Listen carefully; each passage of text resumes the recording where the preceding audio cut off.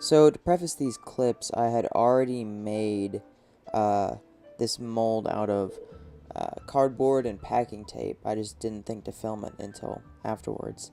And I had previously poured 10 ounces of resin, which is a full cup, into the bottom of the mold, which did about, I don't know, maybe an inch, inch and a half in the mold. And so then I put it in a dry room, and I went on vacation for a weekend, and I came back, and that's where we are now. I'm pouring a whole canister of resin, which is 32 ounces, into the mold. And here I am a few days later. You need to give the resin a few days to cure at least, to fully set up and harden. But here I am taking off the cardboard mold. And as you can see, there's like dark parts on the cardboard, and that's where the resin has seeped through. That's kind of what it made a little bit difficult to take the entire the mold off. But it wasn't too bad, and as you can see here in a minute, it all comes off.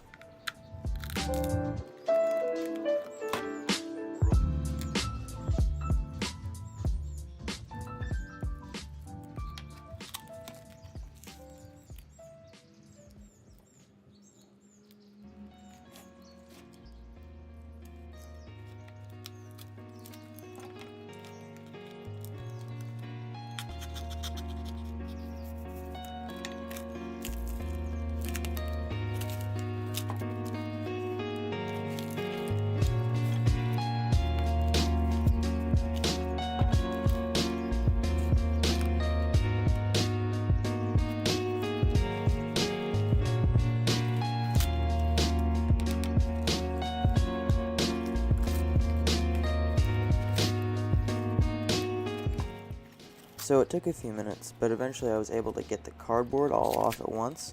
It makes a really satisfying noise, so I'll let you hear that right now.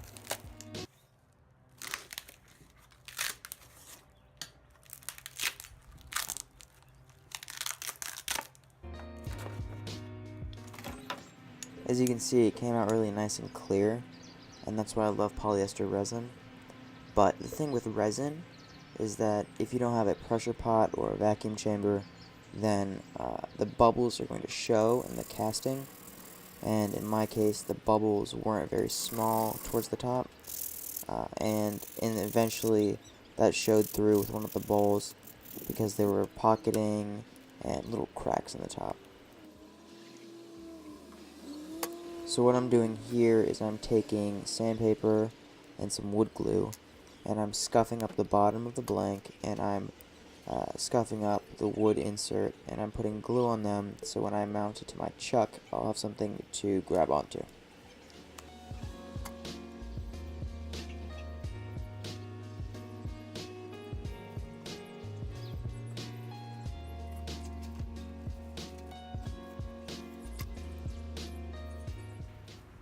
And so here I am mounting it on a lathe, and as you can see, when I start to spin it in a minute, it's really out of round.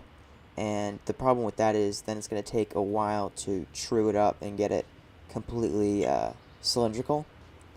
And I could have fixed this really easily by going to the store and buying a large PVC pipe, or using a cement caster, something like that, just something round that was already round, instead of using cardboard that I shaped by hand.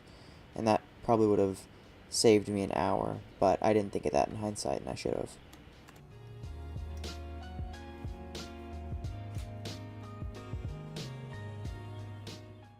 So here I am turning the bolt around, and as you can see in the beginning part of the video, there's not many strands at all, and that's because it's just chipping and fracturing. And towards the end of the video, there are more and more strands, and that's better. The reason why there were a bunch of chips and not strands is because the blank wasn't in round, and like I said, I could have fixed that, but I didn't think about that in hindsight. And it kind of cost me a little bit, because when you're turning it to round, there's a lot of chip out, and what that causes is little shards of resin to come flying at you really, really fast, and it really hurts your hands. But you just kind of have to bear through it for about 15-20 minutes, and then it's over, and then you can keep going with the project.